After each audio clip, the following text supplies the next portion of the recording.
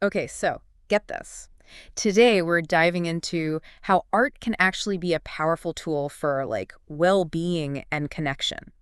And what's really cool is it's not just the typical art is good for the soul thing. This is about a specific method Okay. developed by this guy, Clemente Ernesto De Martino, a musician, a developmental dynamics expert. De Martino, the name rings a bell. Yeah, you might know him from music therapy and stuff, but what makes his approach, it's called socio-recreational artistic stimulation, so interesting is that it's like this combo of his artistic background with, a deep understanding of human development. Socio-recreational artistic stimulation, catchy. So what's that all about then?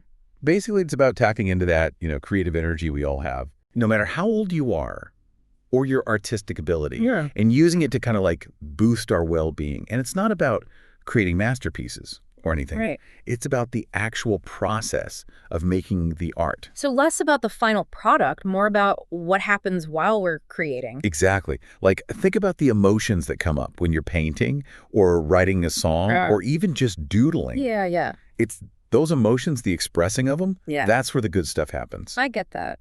When I'm stressed, I play piano, and it's not about impressing anyone. It's about that feeling of flow, that release. Exactly. And that's what's so cool. DiMartino's method, it takes that inherent power of expressing yourself creatively and then adds this social collaborative thing to it. He thinks that when we create and share what we make in a supportive environment, it unlocks like even deeper levels of connection and well-being.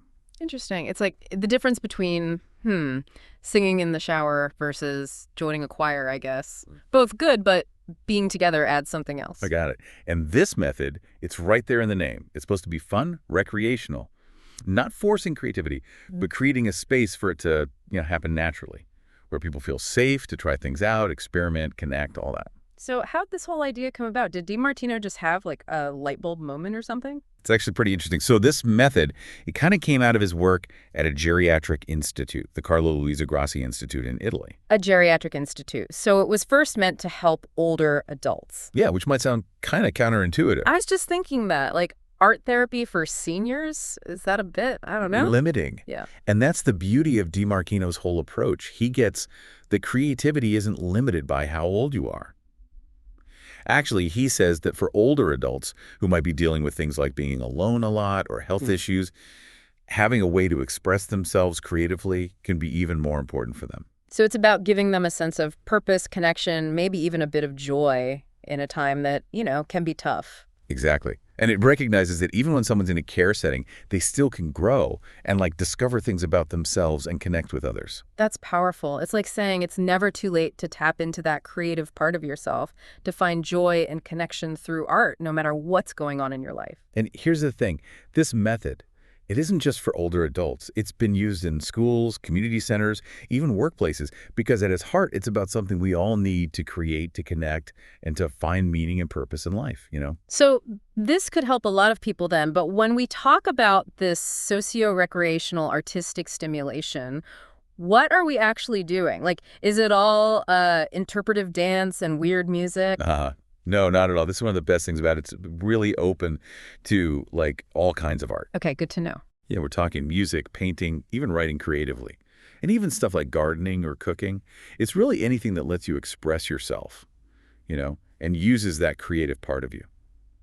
Okay, so it's about finding what works for each person, not about forcing yourself into some box. Yeah, exactly. And it's important to remember that the socio part of this method is just as important as the artistic part. Right, because it's not just about making art alone in your room. It's about sharing that with other people. Exactly.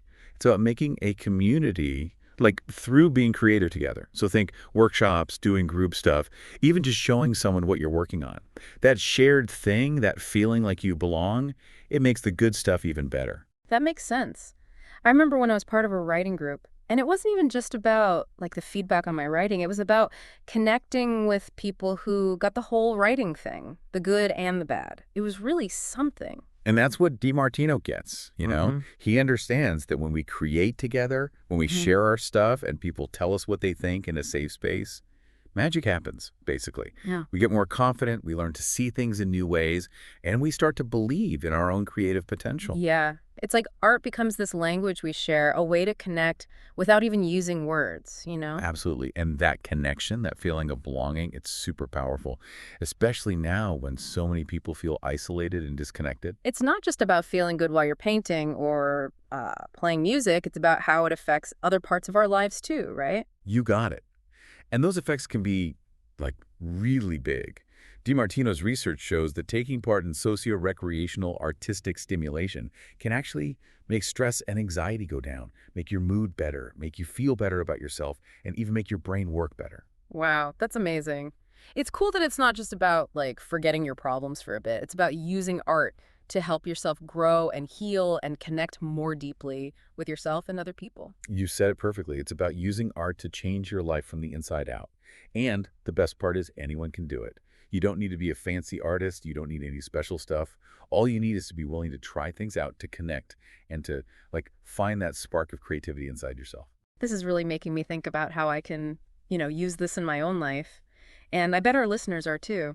What advice would you give someone who thinks this is really neat but doesn't really know where to start? That's such a good question. And it's something DiMartino talks about a lot in his work, actually. He says that first step is usually the hardest, but it's also the most important. It's just like figuring out what you enjoy, Yeah. what gets you feeling creative. Maybe it's something you loved when you were a kid or something you've always wanted to try but haven't. Like giving yourself permission to be a beginner again. Right. Okay. And don't be afraid to, like, find other people who are into the same things. Take a class, find a group, or just invite a friend over to, I don't know, brainstorm ideas together.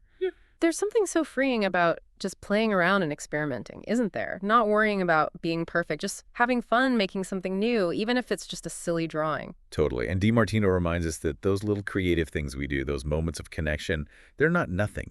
They're really good for us. They make us feel better, make our relationships stronger, and help us deal with all the crazy stuff in life. This has been so eye-opening. So as we wrap up our deep dive into, what was it called again?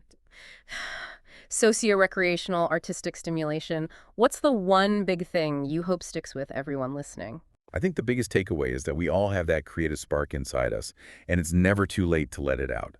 Whether we're painting, singing, writing, or just being creative in our everyday lives, it's good to remember how much those things affect how we feel, how we connect with ourselves, and how we connect with the world. That's a great way to put it. So, to everyone listening, go explore what you're capable of, have fun creating, and remember, like we learned today, art's not just a hobby. It's a way to live a better, more connected, and just, a more fulfilling life.